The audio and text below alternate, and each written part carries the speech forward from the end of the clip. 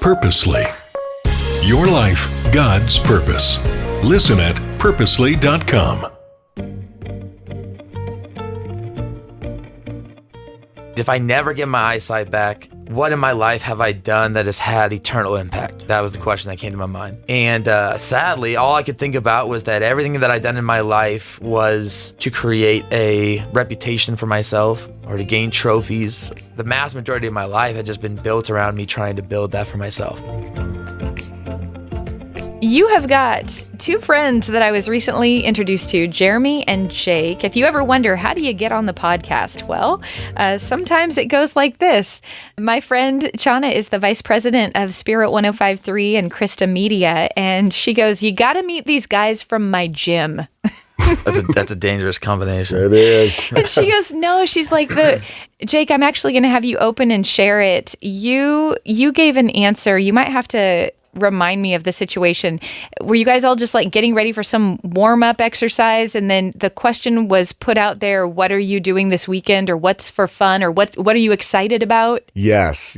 Actually, it was in Jeremy's class. That's what's phenomenal about it, too. It's funny now that we're both here. But yeah, Jeremy had asked a question for the group to go around. I think it was like, what is something exciting or you're excited for this weekend, or that you've done going into the weekend? At that point, everybody goes around, and I got to my turn, and I had actually brought someone down. Well, some people were, normal answers to that question are, I'm excited to go to a barbecue, to go watch a flag football game, like just standard. Mm-hmm. Your answer blew Chana away, and it blew me away. Yeah. So go ahead. Yeah, so my thing was, what I'm excited for is this new podcast I'd heard. Right. And it's actually a Sean Ryan show, phenomenal podcast.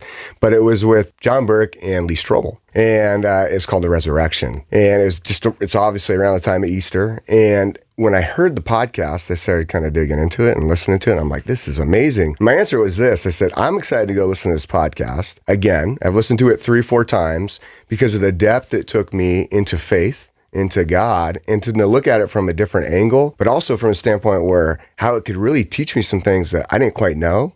And if you are questioning if God's real, if you are questioning, right, your faith, you need to go listen to this podcast and the way they broke it down, both from the science side and from the side of like near-death experiences. Yeah, so you were basically just inviting people to know Jesus before a gym class when other people were talking about barbecues and sports games. 100%. And honestly, for me, I think that's the way I kind of introduce faith is it's just a part of me. It's a part of my everyday life. I talk about it. I don't really care if, you have a background in it or not. I'm going to talk about it and share it. And I'm able to connect with people that way every day at Emerald City Athletics or just in everyday life as I go about my day. Yeah, that really left a mark on our mutual friend Chana. She was just like, she was so impressed that you went right there to basically a gospel presentation before, what was your class, Jeremy, that you were about to lead? Yeah, it's just a group training class for strength training.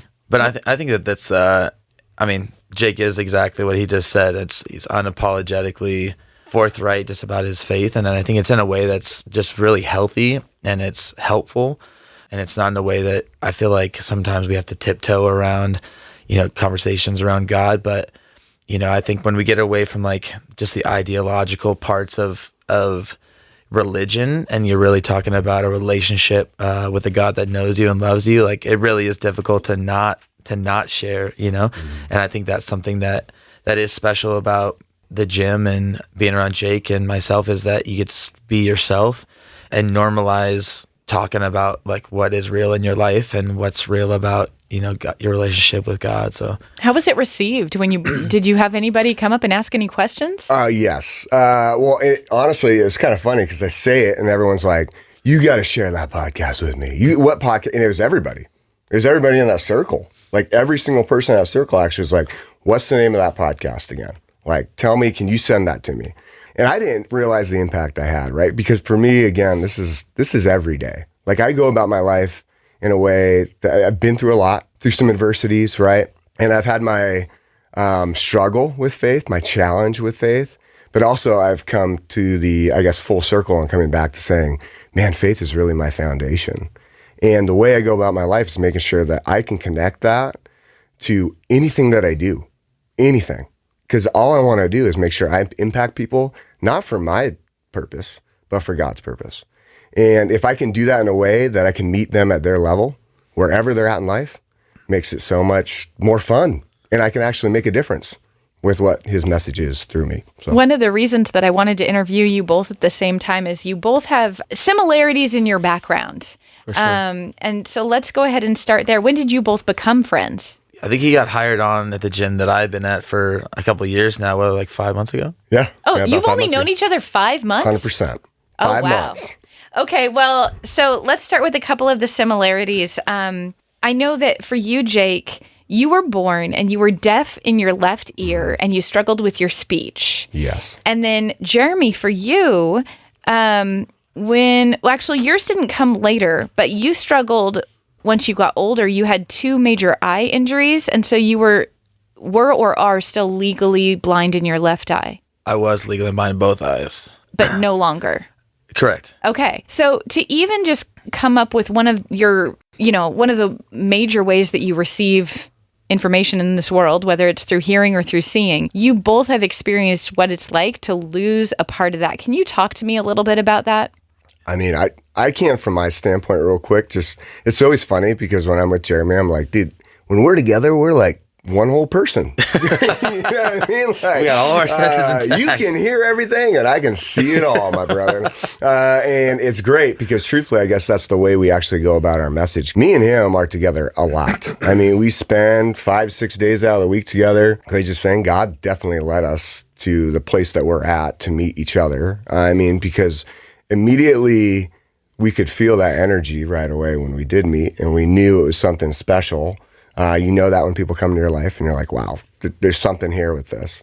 And to go back to your question is, for me, being born that way, being deaf, everything was visual for me, right? Everything was visual, even to this day, because my hearing was not restored, sadly. Like, I'm still deaf in my left ear, but I'm used to it by now. But everything I do is visual. So when I'm having a conversation, I have to see what's going on, but also all the noise is coming into one area, one ear. Right? And so if it's loud, if there's everything, a whole bunch of stuff going on, then it's hard for me to kind of lock in. So I have to see everything and pay attention to everything going on as I go through my days. But it's also allowed me to be more aware of everything around me. Obviously, God had a purpose for that. No, I love that. I mean, for me, it was a little different. Obviously, to have it and then not have it was definitely a struggle. And I'm sure Jake thinks about it too, but when you go through these experiences of, not having something that other people's have, there's always the question of like, God, why? And that's definitely something that was a bigger hurdle than I was anticipating, for sure. One, because it brought a really important part of my life to an end. That was playing sports. But, at the same time, the lessons that I learned throughout that process, I wouldn't change for the world. And I think that a lot of times, even learning this through working at the gym, a lot of times we face physical problems, but they have more of a mental, emotional impact on our life than they do physical. I'm a very independent person. To be in a place where I then had to ask for help for a lot of things, obviously, it's very humbling. It was a long process that I felt like there was going to be a good end. I don't know why I had a kind of this feeling in my spirit that, whether it was like an immediate healing that God was just going to like miraculously do it one day, or, there's some kind of drop or drug that would help me out. I always just had this feeling. And so I grew up in church, and the whole time I was going through this issue, I was going to church. And so, you go to prayer meetings and people pray over you and they have faith, and all of a sudden they're like, all right, open your eyes. Can you see now? And you're like, nope. All right, let's pray again. And so you go through years of experiencing that, and there are points that are very demoralizing, and I'm about as joyful as a person gets the majority of the time. And there was a part where it felt like everything that I had worked for, everything that I was being stripped from me. And that's a very difficult position to be in when you're talking to God. And I think sometimes we have prayers that we say out loud, we want them to sound good to people. And then there's real prayers when you're like really talking to God, when you're being honest with God about where you're at, how you feel. And there was this a turning point in my life, for sure, where it felt like every possible thing, it was almost comical, like every possible thing that could possibly happen to my eyeballs would happen to my eyeballs.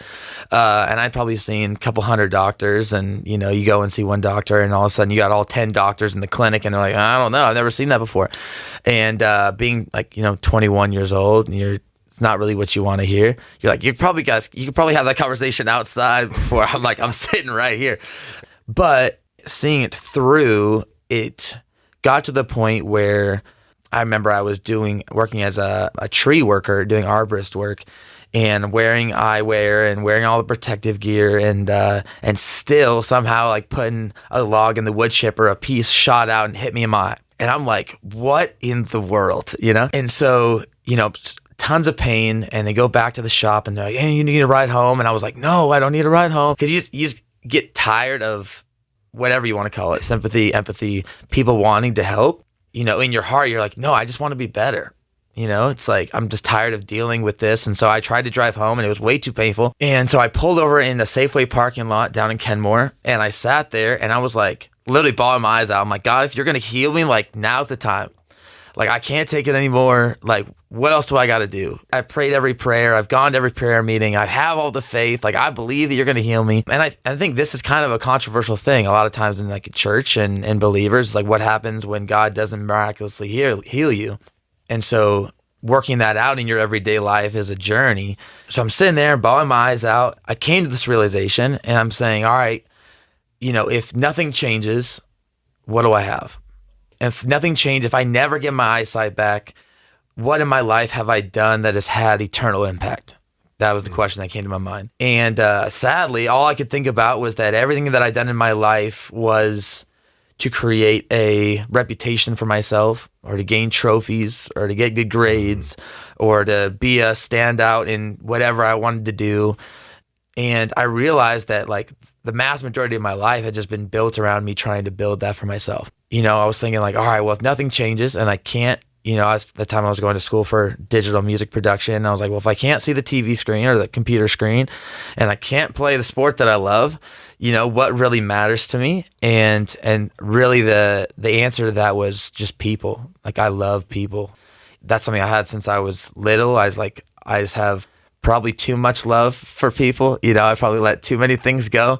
But I just came to a decision that time where I was like, all right, well, you know, if my dreams that I've concocted for myself don't work out and this is coming to an end, you know, I'm going to give the rest of my life taking whatever I do have to help other people accomplish their dreams. All in all, I think one of the lessons that I learned was I just traded my sight for vision. It was my ability to like see people the way that God sees them. Fast forward a little bit, I was at a conference down in Bethel, California, and I was on my way back, and I'm sitting there in the car, and I'm just like, man, God, like, what do I got to do? How come everybody around me gets everything that they have ever wanted? I help them, you know, see their dreams through, and you get to the selfish part, like real conversations with God. You're like, where is mine? Yeah, when's it my turn? Exactly.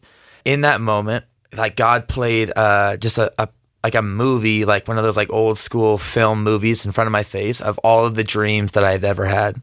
In that moment, God was just saying, I haven't forgot about a single dream that you've had, even the ones that you've forgotten. And I was like, man, I don't even know what to do with that. And he's like, but I wanted you to feel what it feels like for me when I give someone an identity and they never pick it up. I was like, whew, you know, it's like your heart's heavy. And because I know like all the pain that I'd gone through, all the sorrow, all the like the depression, all the sad thoughts, all the poor me's. Man, how much does God feel when he has this incredible life planned for someone, and whether life strips him of it or pain strips him of it or the enemy just detracts them or distracts them from it, how much that hurts his heart. That, honestly, for me, moving forward in my life was, it's like, I just want to dedicate myself to partnering with God's vision for someone's identity and to be whatever conduit I could be to help that person be introduced to the vision that God has for their life.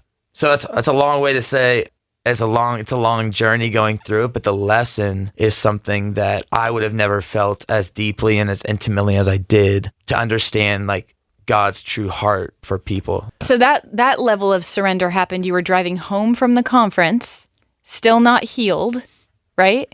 Still not healed with your sight. Driving home from the conference, God tells you how he feels when he's given someone an identity that they haven't picked up and they're not walking in it. But you also told me that your vision has been restored. Shout out to Dr. Walter Rotkus. I also had a good friend that became my friend as a doctor at Sam's Club here in Shoreline, and he was a UW football player big, huge Samoan guy. And I went to him originally, and he just took me under his wing. He was a believer. I didn't find out that until later.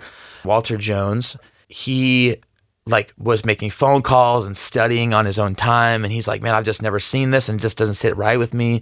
And he would find ways to get me discounts on medication. Honestly, it was like an angel in my life. And so he got to the point where I had literally exhausted every option I could possibly find. And he was like, I think I can make a phone call. So he made a phone call. And I believe that this surgeon, Walter Rockis, was one of his professors in college. And so he called him up and said, I know you retired. He was actually the Seattle Sonics eye doctor when they were still here. And so he calls him up and he's like, hey, I know you retired, but you came out of retirement and you have a 2-year waiting list. It's like, but I have this kid and, he's done everything he could possibly do. I've done my own research. I can't figure it out. Would you mind seeing him? And so he basically got me past a 2-year waiting list to see this guy. At that point, I'd been in a lot of doctors' offices expecting a lot of the same results. And so I walked into this surgeon's office down in Seattle. As soon as this guy walked in the room, I just knew he was going to have the answer. The whole room just changed. I don't know what it was. I could just feel it in my spirit. And he sat down and he looked at my eyes and he was like, what in the world? And then he brought in his assistant and just started speaking Greek stuff. Just medical stuff that I didn't understand, which was the worst scary thing. So I'm like, dang, I got that much wrong. But also I was just glad that he knew what he was talking about. And that day, he looked me in my eyes and he shook my hand. And he's like, we're going to help you be better. And I lost it. I was bawling. I was I just thanked him because I could just feel that he had answers. And that really changed my view on healing as well. Obviously God can heal miraculously, but there's also God's given abilities to doctors and surgeons, just like he's given to us to be in the fitness industry and radio industry, to be healers as well, So I had ended up having double corneal scraping surgery, which is about as fun as it sounds. And so I basically went from 22,000 vision to about 2035. So it was miraculous, honestly. I walked out the first day and for the first time in 5 years saw a blade of grass instead of just a mirror when you get out of the shower, And that was the beginning of the whole healing journey for me. Wow. This guy at Sam's Club is a connector. He is an angel connector. 100%. Huge. Yeah, he's at my wedding, and he actually moved way down south. He lives at my house now. No, exactly. I signed over my 401k. I told him when the first time I went in, that was one of the saddest parts because I was in college playing sports then, and I was like, man, I honestly didn't have that much depression until I started thinking about the things that I was never going to experience. Which was I'm never going to be able to play baseball with a kid that I'm going to have someday. I'm never going to be able to see my wife walk down the aisle. And, and that he made a way for me to see my wife walk down the aisle, and that was super special. Oh, my. That's wow. special. Wow. What are your thoughts, Jake, when you listen to that?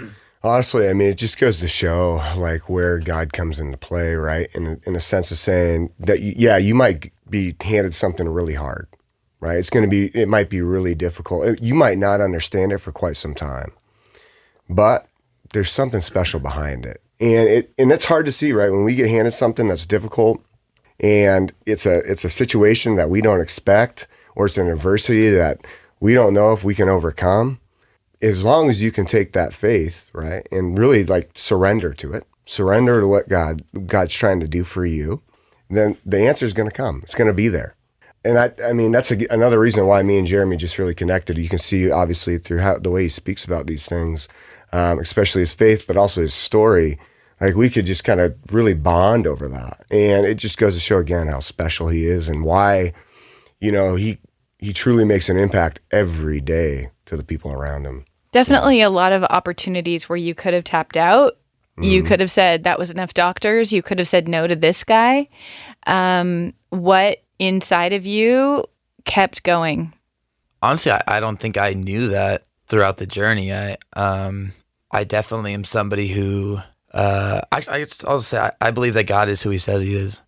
And I don't think that he gave me the talents that I have to just take him away from me. That doesn't sound like the God that I serve. And to let me experience things the way that I did, like I really had a strong belief. I'm thankful that I grew up with a really faith-believing family and in church, because it really does create in you, like, when you talk about the seeds in your deep in your heart, like that scripture, like you memorize in school. I can't remember a single scripture, I memorized in Bible class, but those things sit deep in your spirit. And I just believe that God's good, and that the outcome is going to be good regardless. I mean, it doesn't always look the way we want it to look. I don't know why, but it was like throughout the time I loved spoken word poetry. And so I started, I guess, spoken word at the very beginning, because I was like, I want to remember like how low I got, because I think that's something that gets missed in church and with believers, and and even like Christian radio. It's tough, but I think that when we sugarcoat how hard something is or how low we get, we steal the glory that is God's redemption. It could be like, I had bad eyes, and then they got healed. I had surgery. But I wanted to remember like the real bad thoughts, like the jokes that people make that I laugh at, but like they didn't feel good, or like the thoughts that I had of like being mad at God, and about how He took things away from me that I felt were my calling in life. But I think that just knowing, I just had an undying belief that at the end there was going to be something good, but I didn't want to lose the feeling of how low it was, just so I can remember how good God is, that it wasn't just the surgeon. It wasn't just me going to doctors and paying, co-pays over and over again, but it really is like God orchestrating, something that's so much bigger than I could see. Thank you so much for joining us on this episode of the Passion Meets Purpose podcast. Thank you to Josh Model, our show producer. Thank you to Lana Vegas, our scheduler and our guest coordinator. These episodes would not happen if it wasn't for them.